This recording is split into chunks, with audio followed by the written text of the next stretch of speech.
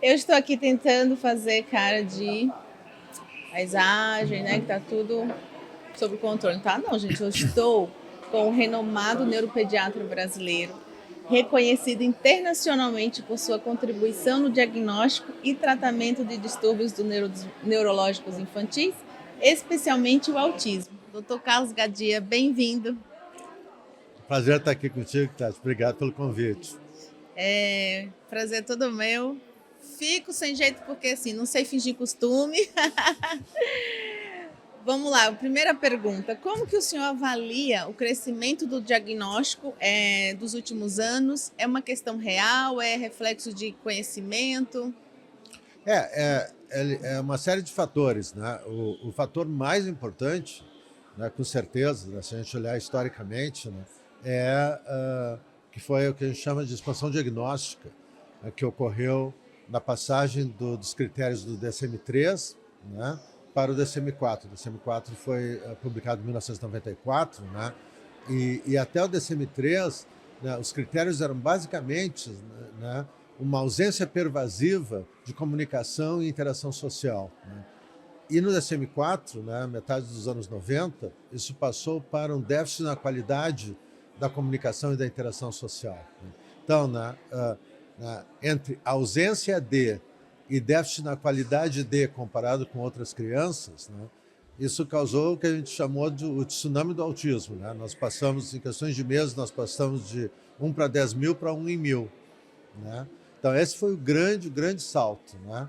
Tá. Depois disso, há também, né, o que a gente chama de fatores, né, sociais, que é o próprio fato que a população foi melhor informada e começou a ler mais e saber mais sobre autismo, que levou a maior procura. Os próprios profissionais de saúde também começaram a receber mais informação e treinamento, isso aumentou o diagnóstico.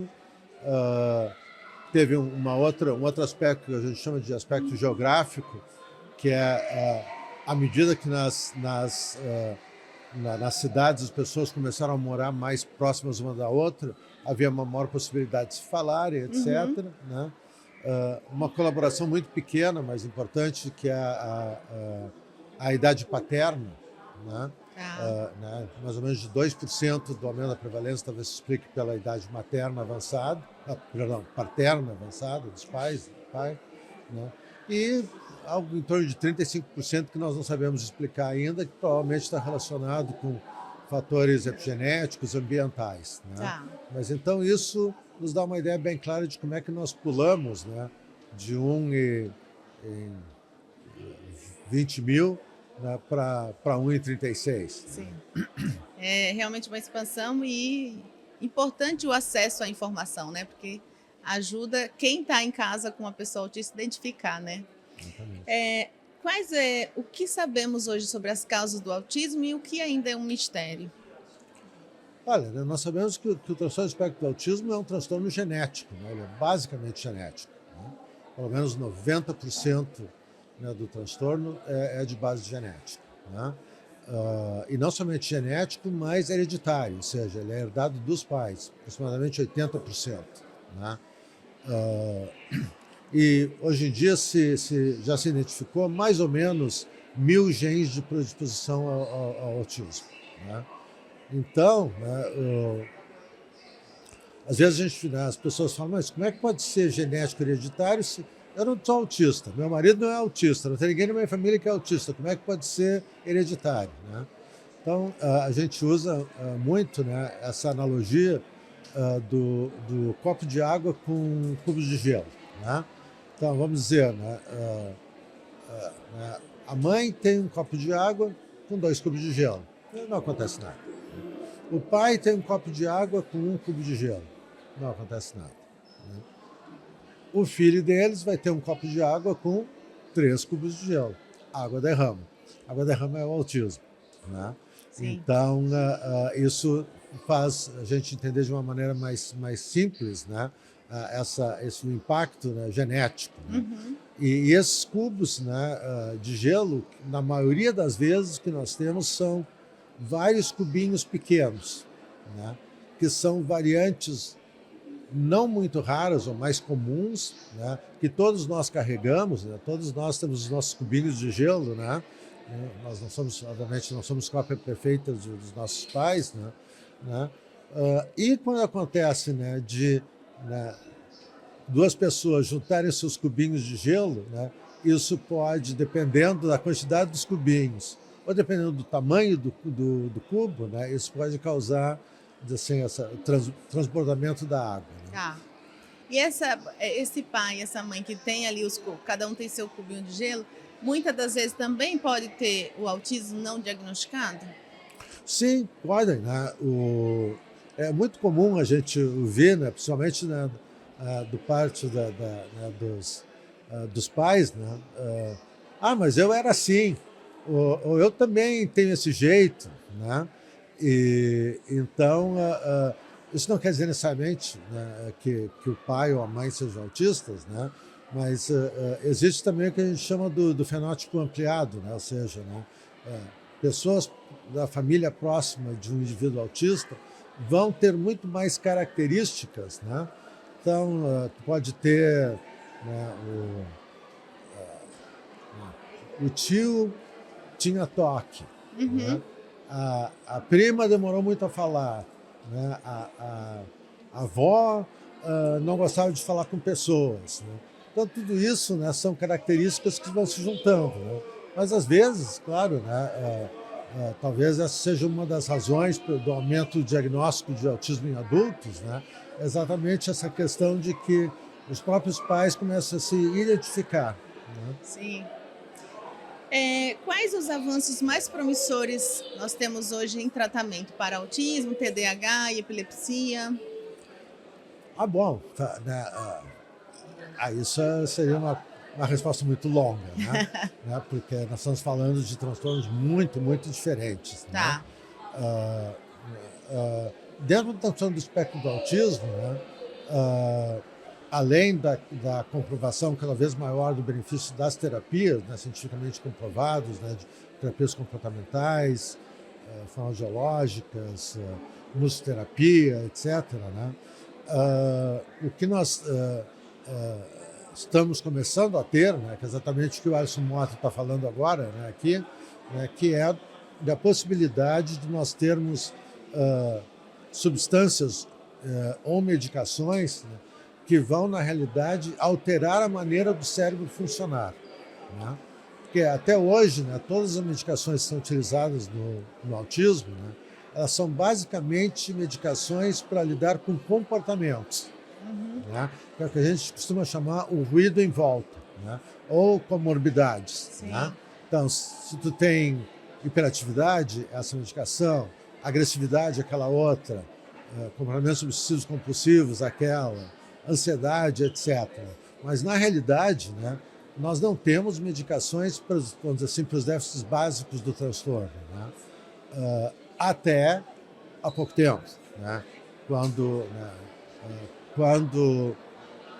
foi aprovado o uso de uma medicação que se chama trofenitide para o tratamento da síndrome de Rett, né, que é uma forma de uma doença neurodegenerativa que afeta basicamente meninos, né, e que, por ser neurodegenerativa, ela progressivamente piora, né, e é uma forma muito severa associada ao autismo. Né, essa medicação, né, que levou 12 anos para ser aprovada, né, ela realmente faz com que, né, uma proteína que era anormal nessa síndrome, né, se normalize em termos de função. Né? E isso modifica o funcionamento do cérebro. Né? Então nós vamos começar a ver cada vez mais substâncias que vão modificar a maneira do cérebro trabalhar, fazê-lo funcionar de uma maneira mais eficaz em termos de comunicação entre neurônios, né, de comunicação entre as sinapses, né, e, ao mesmo tempo, nós vamos ter medicações, né, ou substâncias, né, que vão causar outro tipo de modificação através de vetores gênicos, né, que vai ser de ligar e desligar genes. Né? Então, se a anormalidade é causada pelo fato que aquele gene foi desligado, né, nós vamos poder jogar para dentro do cérebro, através de vetores virais, né, substâncias que vão lá e vão ligar, ou substâncias que vão lá e vão desligar.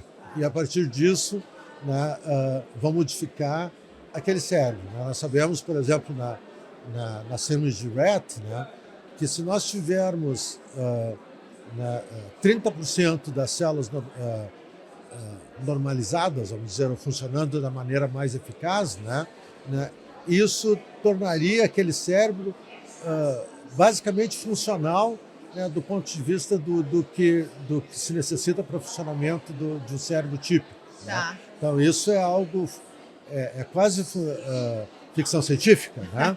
E isso está ocorrendo no transtorno do espectro do autismo. Acho que nos próximos 10, 15 anos nós vamos ter várias. Né? E o acesso a essa nova medicação que o senhor comentou, já é alguma realidade no Brasil ou ainda nos Estados Unidos? Como está essa diferença aí? Em termos do medicamento? Não, esse medicamento, nesse momento, ele só está aprovado nos Estados Unidos. Né? Ele vai, acho que ele já foi aprovado agora na Europa e no Canadá, né? Mas, claro, né, como toda a medicação a gente chama, né, de medicações órfãs, né? Ou seja, que elas foram rapidamente aprovadas porque não havia nada para tratar, né? As medicações são extremamente caras. Né? Então, é um alto custo, né? Nos Estados Unidos, o custo do tratamento com torfenitídeo é mais ou menos $700 mil ano. Né? Graças a Deus, né? Nos Estados Unidos é coberto por seguro. Né? Mas isso também é um fator que vai dificultar, né, inicialmente, né, a ampliação do uso dessa medicação para um grupo maior de pessoas no mundo inteiro. Tá. Como que o senhor vê hoje o papel da inteligência artificial, né, da tecnologia, no futuro do diagnóstico do autismo? Acho que isso vai ser de fundamental importância, né? Tanto do ponto de vista de facilitar diagnóstico, né? Acho que isso a gente vai ver cada vez mais, né? E também, né, da possibilidade de se estudar uma quantidade muito grande de dados, né, que nos permita achar o que a gente chama de biomarcadores, né? Ou seja, né, o autismo até há muito pouco tempo, né, era fundamentalmente um transtorno de diagnóstico clínico. Né? Nós tínhamos critérios clínicos que, se aplicados, faziam o diagnóstico. Né? Isso está começando a mudar, né, a partir dos trabalhos do Dr. McLean, né, que é o diretor do Marco Center em Atlanta, né, com o uso de tecnologia de rastreamento visual, eye tracking, né, associado a programas de alta sofisticação, né, de computação, e que agora nos permitem fazer diagnóstico de autismo em crianças entre 16 e 30 meses de idade, né, simplesmente através do estudo do rastreamento visual daquela criança. Né? Tem uma precisão maior também no diagnóstico? Não necessariamente que tenha uma precisão maior, né, mas não é fácil, eu diria que é extremamente difícil diagnosticar autismo numa criança de 16 meses de idade. Né? Sim. Numa criança de 30 meses também não é fácil, né? Mas essa tecnologia vai ser aprovada agora pelo FDA, talvez até o fim do ano, para crianças até 4, 5 anos de idade. Né?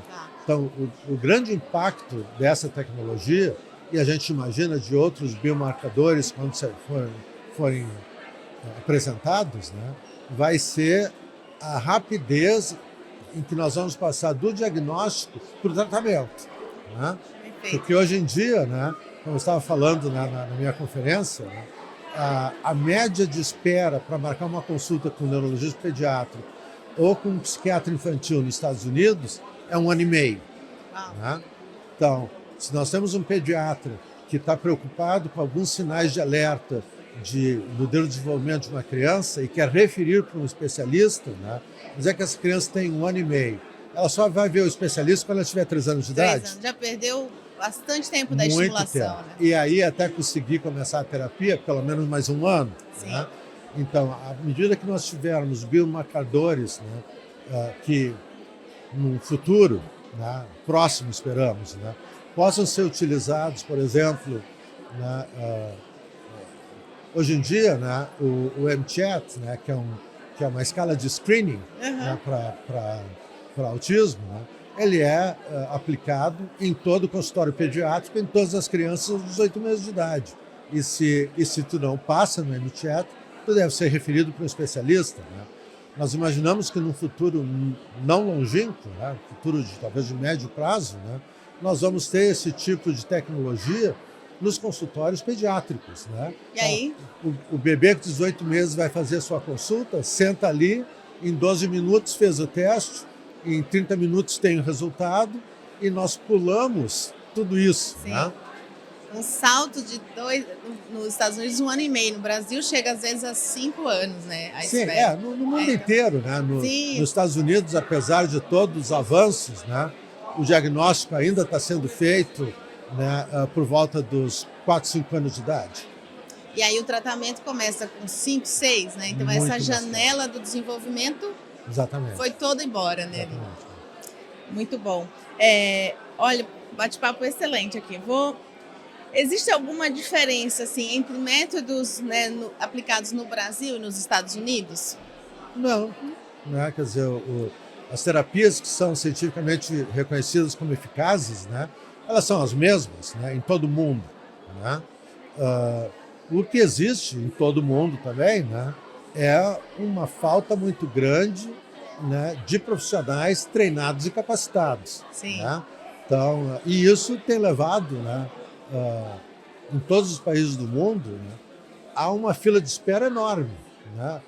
Hoje em dia, se eu quero indicar um paciente meu para algum tipo de terapia, ele vai entrar numa fila de espera de pelo menos 6 meses. Né?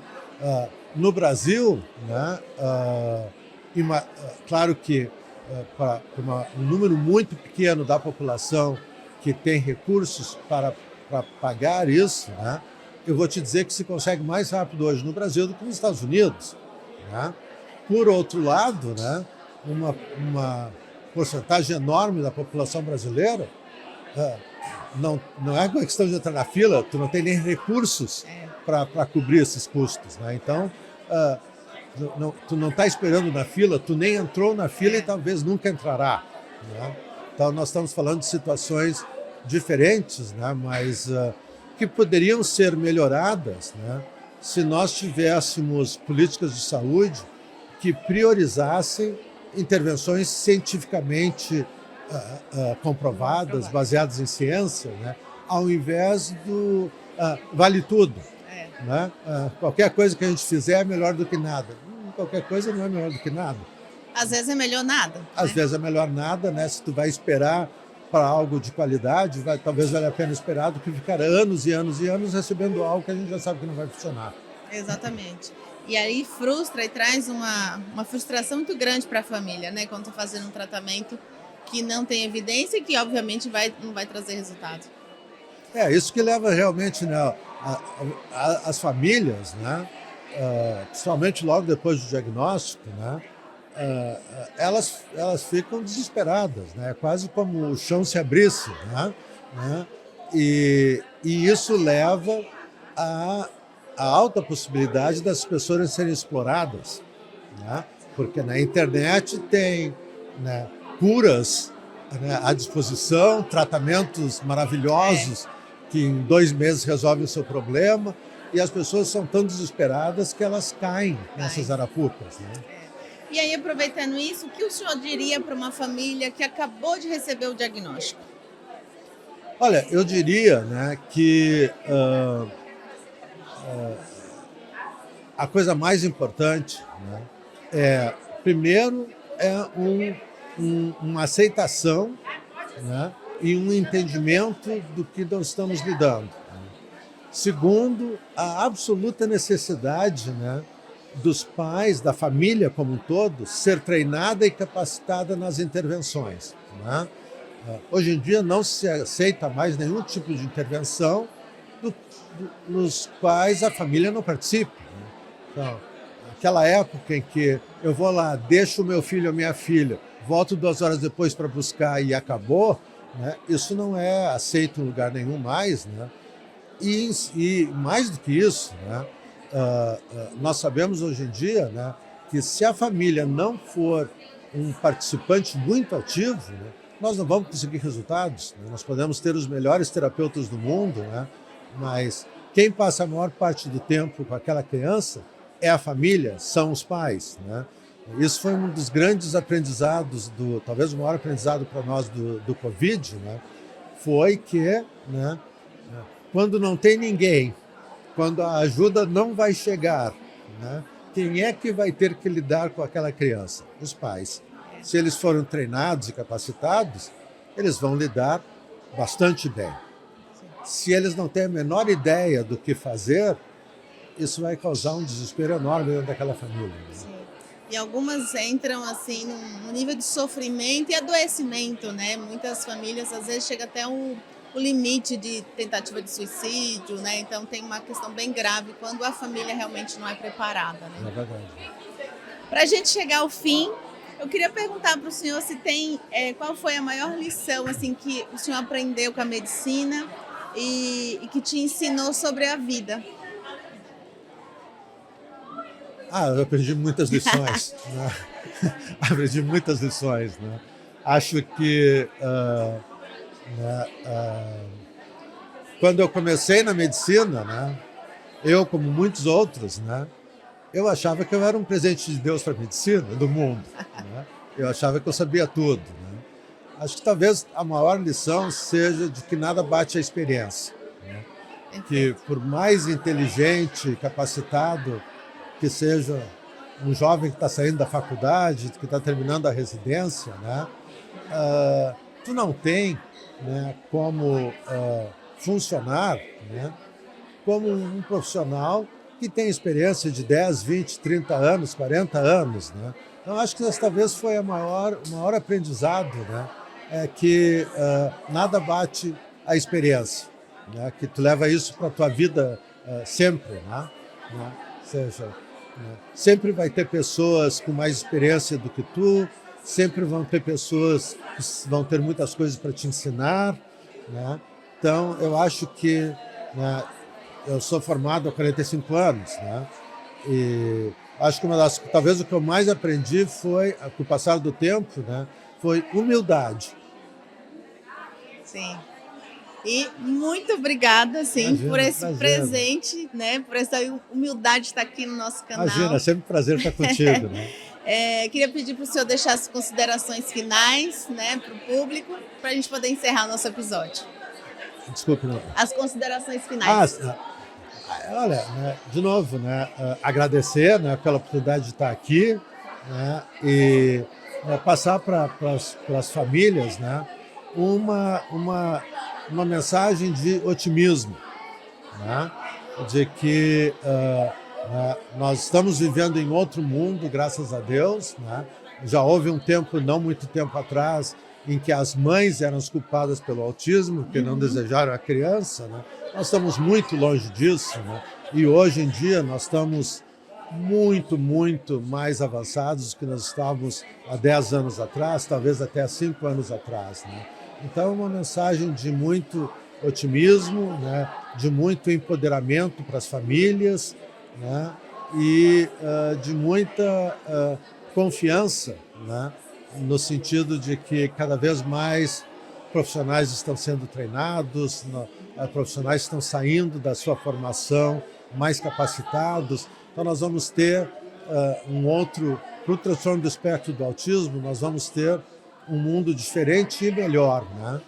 E o mais importante disso tudo exatamente é a inclusão, né, do indivíduo, né, com autismo dentro da sociedade, dentro do mercado de trabalho, né, uma verdadeira inclusão escolar, que não é simplesmente jogar esse indivíduo numa sala de aula e imaginar que só por isso ele vai virar um ser social, quando isso não vai ocorrer. Né? Mas tudo isso, eu acho que quando a gente junta tudo isso, eu vejo as coisas com muito otimismo, né?